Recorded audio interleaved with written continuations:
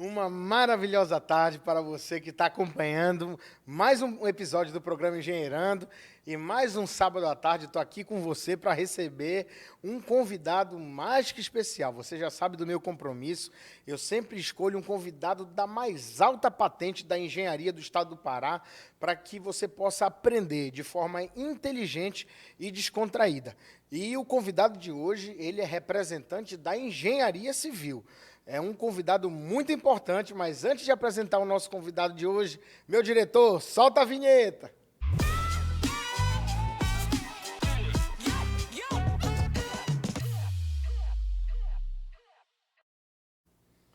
E o convidado de hoje, como eu já falei para vocês, ele é engenheiro civil, ele é proprietário da empresa Proengenharia, ele é formado pela Universidade Federal do Pará desde 2010. Já atuou no programa Minha Casa Minha Vida na construção de residências, sobrados e prédios, assim como escolas, creches, UBS, ETs, ETAs, subestações e demais equipamentos do mesmo programa no estado do Pará e Amapá. Ele também participou da construção de obras de edificações em órgãos públicos, como TJE, TRT e Eletronorte.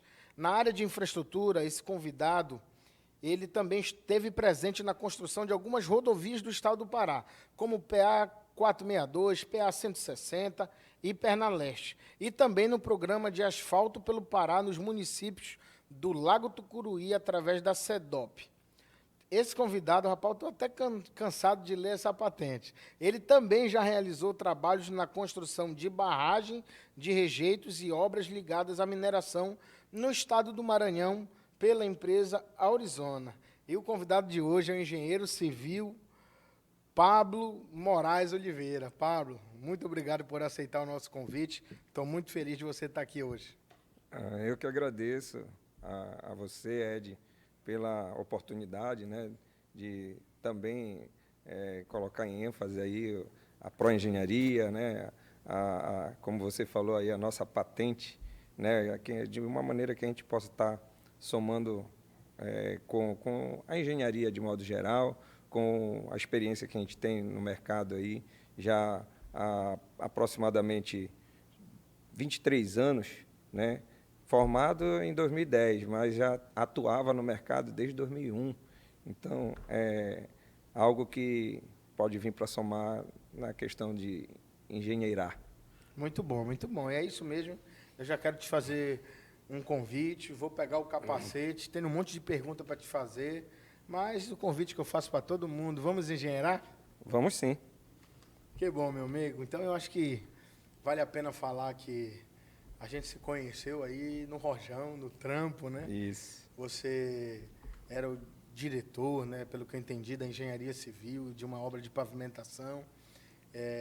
Eu, através da empresa que eu representava, fui prestar serviço da área ambiental lá em Canaã. Isso mesmo. E sei que você é um cara de muita experiência na engenharia civil. E eu quero, assim, já te perguntar, me fala um pouco dessa experiência, da onde veio essa segurança, essa bagagem toda de mais de 23 anos aí atuando na engenharia civil. É, bem, eu fico até lisonjeado com toda essa bagagem, mas de certa forma não deixa de ser uma verdade, porque você vai adquirindo essa experiência ao longo do tempo, né? Você tem a base teórica e ao longo do tempo, com as atividades que você vai desenvolvendo, com a execução de diversos tipos de empreendimentos, você vai somando realmente essa bagagem. E começou lá em 2001, na Eletronorte.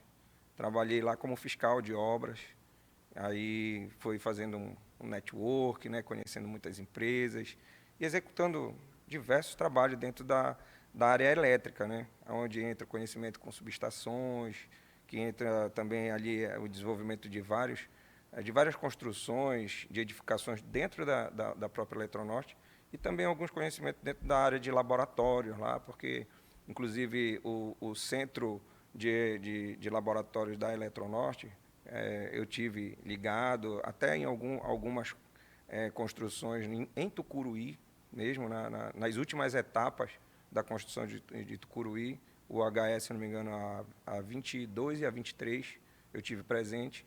Então, esses 9 anos aí um certo respaldo, né, para a gente somar com a experiência. Posteriormente a isso, aí eu passei para o outro lado da mesa, vamos dizer assim, porque enquanto fiscal, é uma maneira de você ganhar aprendizado e experiência, mas enquanto construtor, que já passa, quando eu passo para o outro lado da mesa, que eu passo a construir, aí a gente ganha mais experiência ainda, né? Ah, muito bom, bacana. Então, 9 anos aí de fiscal de obra na Eletronorte, uma mega Isso. obra, não tenho dúvida Várias que obras. muita obra, né? É, Já trabalhei na área ambiental, na época Belo Monte, e era obra, era terceirizada, é uma loucura. E isso. assim, só que obras de altíssimo nível, muito bem fiscalizadas, assessoradas, né? Porque uma mega obra não pode dar errado, né? Só para ter uma ideia, de todas as obras da Eletronorte, obrigatoriamente tinha que ter uma equipe de fiscalização e controle de qualidade de tudo. Qualquer obra da Eletronorte não poderia existir se não existisse um controle de qualidade e uma equipe técnica que acompanhasse a execução desse serviço. Que era o teu caso, Que tu era o meu fazia parte caso, dessa equipe. eu fazia parte dessa equipe. Muito bom. Aí, Pablo, beleza. Eletronorte já deu aí a carteirada, já vi que a patente é alta. Mas e aí, tu entrou no programa Minha Casa Minha Vida, eu vi aqui na tua apresentação. Sim. Me fala assim, como foi essa experiência? Como é que tu atuava? Essa experiência da Minha Casa Minha Vida é um programa aí famoso. Isso. Como é que tu atuou dentro desse programa? Lá por volta de 2011, mais ou menos, aí surgiu um desafio através de uma empresa que me contratou na época, né? Era contratado como engenheiro residente e fui atuar nesse programa que naquele tempo era algo novo, ali em Castanhal, num residencial chamado Tangarás. Eram 498 unidades habitacionais. E estava do meio para o final. E assim, eu costumo dizer, até dividir isso, que parece uma sina. Eu sempre pego alguns empreendimentos no seu pior momento. Tipo, eu acabo caindo de paraquedas em algum momento para ser uma espécie de salvador da pátria. Não que eu seja, mas a gente tenta dar o seu melhor, né? Graças a Deus e também a experiência, expertise, a gente tem conseguido obter êxito, entendeu? E, por exemplo, nesse lado do Tangarás, faltava do meio para o fim e um prazo muito curto para entregar as 498 unidades habitacionais e a gente conseguiu. Ainda era na época do governador Jatene. Eu lembro que a inauguração era numa sexta-feira. Eu estava saindo a última das unidades pronta e o Jatene entrando pela outra porta para inaugurar e fazendo o vídeo e tudo mais, que estava entregando empreendimento. Então, é assim, às vezes a gente não pode desistir ou então achar que é um desafio muito grande que a gente não possa alcançar. Claro, tem que ter uma andorinha só não faz verão. A gente comanda, a gente sabe as diretrizes, mas uma equipe técnica bem formada dá certo. Muito bom, Pablo. Assim, eu quero entrar agora nesse tema ainda de execução, que você é bom, que você fez acontecer, eu já sei disso, mas assim, eu quero entender qual é a rotina de um engenheiro civil de sucesso. Você está tocando aqui uma obra de 490, eram apartamentos? Lá não, era residência, Casas. residencial de casa de térreo mesmo. Térreo, ok, Isso. legal. Qual é a rotina do engenheiro civil? Me conta assim, eu não sou engenheiro civil, ele acorda, ele chega lá 8 horas na obra, para dar certo, para cumprir prazo, o que, é que ele tem que fazer? É reunião com o mestre de obra? É leitura de projeto? O que faz uma obra dar certo, ter padrão de qualidade e cumprir prazo? Olha, o primeiro passo, eu considero como o primeiro passo, não foge disso não, é um excelente planejamento. Se você não tiver um planejamento dentro de uma expertise, de uma expectativa prudente que você vá conseguir cumprir esse planejamento, você acaba se atrapalhando pelo meio do caminho. E planejar obras, ela não quer dizer que você vai planejar e vai dar tudo certo. Existem os percalços pelo meio do caminho e você tem que estar replanejando. Ou seja, E respondendo a tua pergunta, qual que é a rotina? A rotina é a mais esticada possível. 8 horas, a obra ela já está a todo vapor. Então, o engenheiro ele tem que estar na obra por volta de 6h30, já puxando as equipes, sendo que ele já tem o planejamento mensal na cabeça, no mínimo ele tem que ter um planejamento mensal. E semanal e diário. E ele estando ali na frente para iniciar um serviço, uma etapa que vai ser uma consequente da outra, ele teria que ter ali já a equipe pronta para começar, porque eu vou usar o termo do nosso cotidiano, vamos dizer assim, o boi ele engorda na vista do dono. Então, se você não tiver cedo numa obra para puxar a tua equipe, para tocar o serviço, a gente sabe como é que funciona. Às vezes o operário ele precisa de um empurrãozinho, né? E aí é dessa maneira que a gente vai levando. Na maioria das vezes, por exemplo, vou dar um outro exemplo de um outro Minha Casa Minha Vida que eu construí, esse já foi em 2015, mais ou menos, que foi ali em Coraci, foi lá na Maracacuera, lá era o Quinta dos Paricás, lá já eram apartamentos. Sim. Eram 170 prédios lá, e que isso perfazia de 16 andares, perfazia 2.720 apartamentos. Eram 170 torres? 170 prédios de 4 pavimentos. Eu achei que tu tinha confundido errado o número aí. Não, Eu achei que isso era apartamentos. Eram 170 torres. 170 torres Uau. de 16 apartamentos, que multiplicando dá 2.720 apartamentos. Uau. Então, foi um mega empreendimento esse daí.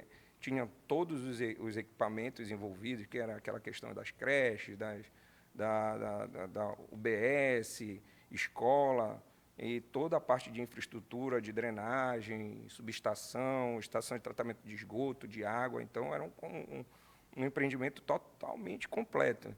Lá, eu cheguei para a coisa começar a rodar, vamos dizer assim, porque lá chegamos a ter, na minha frente, que era a habitação, mais de 600 funcionários, sob a minha responsabilidade.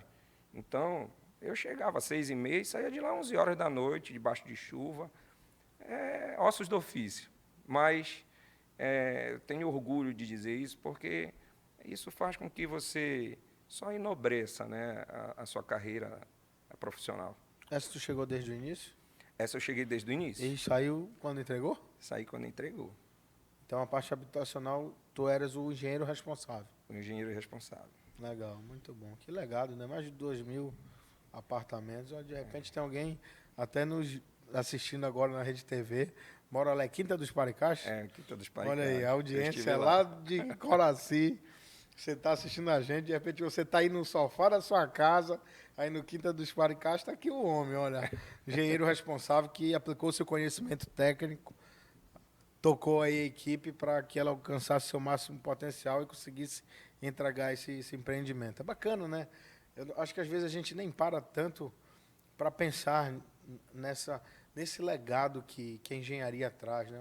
Pode ter alguém agora no sofá, lá na Quinta dos Paricás, e era o Pablo que estava lá pegando chuva, talvez dando mijada. Não sei se pode falar na televisão assim, mas vamos falar. Tem que dar mijada de vez em quando em alguém, Pablo? Assim, Ed, a gente acho que já evoluiu quanto a isso. A engenharia, no passado, ela tinha, principalmente o engenheiro, né, ele tinha essa característica de chegar com o operário e chamando palavrão, gritando, né? E eu acho que a gente evoluiu. Legal. Né? O que é que a gente trabalha não só a questão técnica, a gente trabalha também na questão do fazer uma triagem na hora da contratação. Sim. Nesse momento, você faz uma integração com o operário, conversa com ele, vê de fato qual é o caminho que esse operário veio passando, as dificuldades dele, porque você passa a ter um pouco mais de intimidade e conhecer com quem você trabalha. A partir daí, eles têm uma proximidade maior do engenheiro, da empresa, e quebra, vamos dizer, esse paradigma que existe muito entre a empresa, o funcionário, o operário ou o trabalhador, para que todos entendam que a gente caminha no mesmo sentido, no sentido de um objetivo final, que é entregar um empreendimento. E, para isso, precisa de que cada peça dessa engrenagem funcione de forma harmônica. Aí, quando você passa isso para o teu colaborador, para o teu operário, ele entende que a mão de obra dele é válida, ela tem que ser respeitada, porque sem eles, isso jamais iria acontecer. O Pablo, sozinho, engenheiro, não faz a obra. Quem faz a obra é aquele operário que está lá na frente, que está no dia a dia, o pedreiro, o servente, o carpinteiro, o operador de máquina o pesada, operador de máquina que está ali. Então, com aquele barulho o dia inteiro, o estresse que uma máquina traz, enfim. Então, a gente tem que... Dentro do buraco cheio de água, né? Estourou o cano. Então, dentro desses aspectos aí que aí você vai chegando mais junto do teu colaborador e ele passa a ter uma confiabilidade maior em você e ele tem vontade de trabalhar contigo. Aí ele já traz também experiências de outras empresas ou de outros profissionais com quais ele teve a oportunidade de lidar. E aí, a partir daí, ele diz, poxa, eu gosto de trabalhar com o Pablo. Eu tenho hoje N exemplos e pessoas que, se eu chamar, tá de prontidão. Larga o que está fazendo e vem trabalhar comigo. Legal, muito bom. Olha aí, sem eu te perguntar, tu já deu um segredo, né? Eu te induzi aí a uma cilada, dizer que tem que dar mijada nos outros. Não, de maneira nenhuma. E eu estou pensando assim, provavelmente essa já é uma das características que te levaram a ser um cara de sucesso hoje. Esse jeito para lidar com gente, eu te ouvindo já percebi que tu é o cara que às vezes sei que tem que ser firme quando precisa, mas sabe entender quando o cara está num dia mal, sabe qual é a cadeira que às vezes esse cara ele está sentado numa cadeira que ele não é bom, pega esse cara, joga ele na função, joga ele lá na frente, faz a permuta. Às vezes, até para o público de casa entender, às vezes o engenheiro ele age como se fosse um técnico de futebol. Legal. Se você colocar o jogador numa posição errada, ele não vai render. Mas se você colocar ele na posição correta, ele vai te dar melhores resultados. Assim funciona também, de certa forma, com os operários. Legal, muito bom. Assim, a gente está chegando até do papel do engenheiro até de uma forma mais prática, né? Porque eu penso que para quem não conhece a engenharia, pensa que quem talvez constrói é o engenheiro, né? O engenheiro sozinho. E o engenheiro, ele, na prática, ele é o maestro, né? Exatamente. Ele sabe ler o projeto, ele tem que saber lidar com gente, ele tem que entender a parte técnica para talvez fazer uma crítica. E, inclusive, já aconteceu aí uma curiosidade. Já aconteceu, vou falar de muro, vou falar como um leigo. Já chegou um dia que tu teve que falar, derruba todo esse muro, tira toda essa manilha de drenagem e faz de novo. Já aconteceu isso aí? Olha, já aconteceu em vários momentos. Eu vou dividir em dois. Um primeiro momento, enquanto fiscal e enquanto construtor. Enquanto fiscal, por isso que é muito interessante, né, essa minha trajetória, porque, como eu falei, eu já estive dos dois lados da moeda. E enquanto fiscal, você chega, detecta uma falha, e eu tive colegas fiscais que chegavam lá, por exemplo, como tu falaste, um muro, por exemplo. O muro estava construído no local errado, estava mal locado, e ele tinha que sair dali. Eu tive colegas que chegavam lá e davam pisão no muro mesmo, derrubavam o muro. Entendeu? Então, assim, não era o meu caso. Eu procurava sempre tentar, mas se estivesse errado, infelizmente, eu ia pedir para demolir, né? Sim. E enquanto construtor, dói mais. Hoje a gente entende que dói muito mais. Então, o cuidado... Dói no bolso, né? Dói no próprio bolso. Então, o cuidado na hora da execução, de fazer de maneira correta, fazer com qualidade, para que você não tenha que... Porque, às vezes, a pressa, a velocidade, o prazo apertado, você quer atropelar alguma etapa ou outra, isso vai te custar alguma coisa lá na frente. Então, retrabalho é horrível. E não vou dizer que nunca teve retrabalho nos serviços que são feitos. Uma obra como essa lá do Quinta dos Paricás, por exemplo. Lá é a toque de caixa, gente pra caramba. O total de funcionários contratados lá dava mais de 1.000 funcionários e ainda tinham os terceirizados.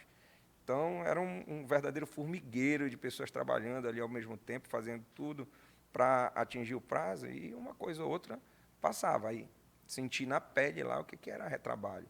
retrabalho te traz prejuízo, retrabalho atrasa o teu prazo, que é o que a Sim. gente menos quer, né? É atingir a meta, que é dando um maior resultado financeiro, e com o menor prazo possível.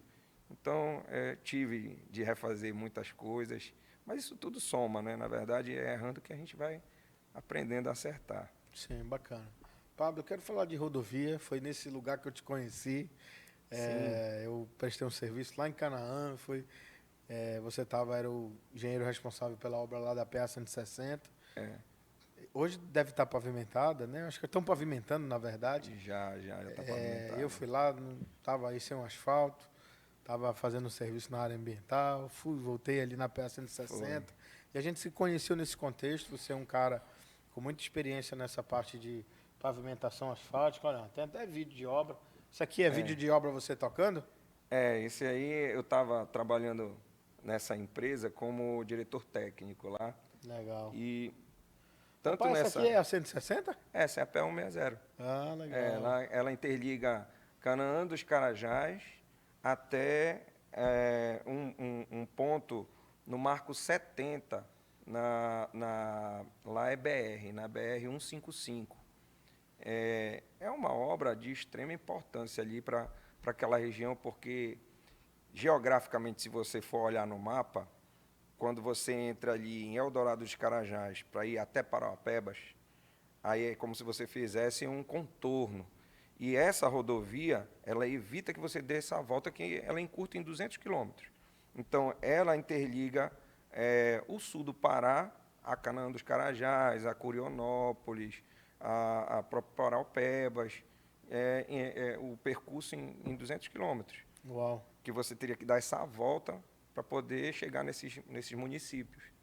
Essa obra aí, essa aí foi do Quinta dos Paricás, eu ainda era mais Isso aqui é jovem aí, você? sou eu aí. Rapaz, se eu encontrasse você desse jeito, eu não ia saber que era você. São esses prédios, 4 pavimentos, 16 apartamentos, aí era um mundo, foi um grande desafio aí. Legal. Aí já é mais Ah, mas próximo da realidade você aí. foi mudando, ainda está diferente de hoje, olha.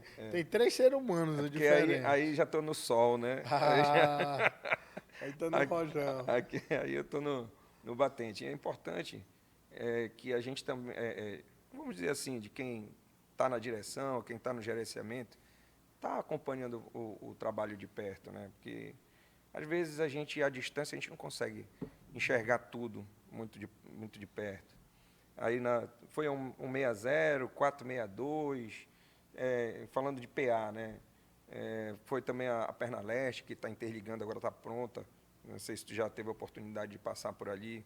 A alça viária, tu já chega no Bujaru em 20 minutos. Sim, já passei, já Ali passei. também eu estive presente nessa obra também. Ah, muito bom. Pegamos Rapaz, uns trechos eu ruins. quero até te agradecer por trazer essas imagens, esses vídeos, porque eu tô lembrando quando fui lá fazer o serviço. Sim, Rapaz, me deu uma nostalgia boa. Deve ser a mesma que você e sente. com certeza. E, inclusive, essa obra, ela compunha 26,6 quilômetros, se não me falha a memória. E ela ainda tinha uma ampliação, que eu acho que é essa que você deve estar falando, que está ocorrendo. Não sei se já concluiu, Tá ocorrendo. porque eu não estou envolvido nessa, e ela chega até o Pontal. Salvo engano, era mais 90 quilômetros de rodovia aí para ser feita. Parece que é uma outra empresa lá que está fazendo. Sim, sim, sim. Pela permissão de Deus, a gente Mas, também está envolvido aí ajudando os empreiteiros na sim, parte ambiental, né? E teve desafio aí nas rodovias. essa aí foi uma das mais difíceis. Foi mesmo? Essa daí, porque ela foi feita dentro de um período sazonal, né? Quando chega essa época que a gente está recebendo agora, que é o inverno amazônico, nossa, isso daí tudo alaga. Então, Sim. foi uma rodovia que ela pegou um grande volume de aterro, porque, se você for observar, apesar de ser fazendas aí de um lado e do outro, mas quando o nível do rio Tocantins, lá em Marabá, sobe, ele vem alagando todos os outros córregos, né, mananciais de água, e a gente teve muita Chega aqui em Canaã. Chega aí em Canaã. Avança, inclusive. Ah, uau, né? A Que natureza. conexão Bacana. E é uma relação da tua área com a minha, né? É. Falou de recurso hídrico, né? De chuva, de precipitação, de água Nossa, aí superficial. falando um pouco da tua área, nossa, e a gente tinha que prever aí refúgio de flora, ou desculpa, de De fauna, fauna. né? E agora, como é que a gente vai fazer aqui para não atrapalhar os animais aqui na travessia dessa rodovia? Será que eles não vão ficar aqui de um lado e do outro, né, ilhado aí com as enchentes, né? Que é natural, né? Sim. Da nossa região. Mas foi tudo muito bem feito, né? Ah, muito Por bom. você lá também nos ajudou bastante nesse empreendimento aí. Ah, que você está sendo generoso comigo.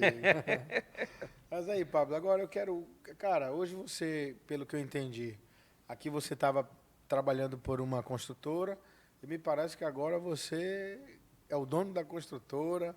Parece que ela chama Proengenharia. Me fala como é que é isso aí. Meu diretor, põe aí o que é a Proengenharia, conta pra gente. Se ela faz obra, qual é o tipo de obra. E se de repente tem alguém aqui na Rede TV está precisando aí de um construtor. Aí eu quero já saber, a Proengenharia constrói casa, constrói, é só rodovia? O que que a Proengenharia faz hoje?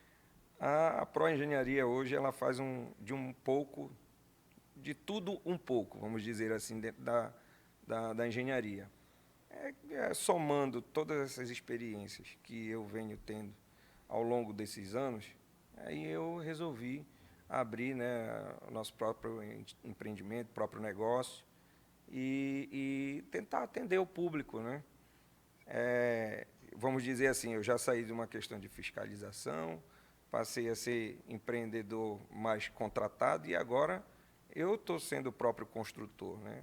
A Proengenharia trabalha tanto na área civil quanto na área de infraestrutura, né? Somando todo, porque ao longo desses anos acabei tendo alguns acervos técnicos aí que vêm a somar com a Pro, né?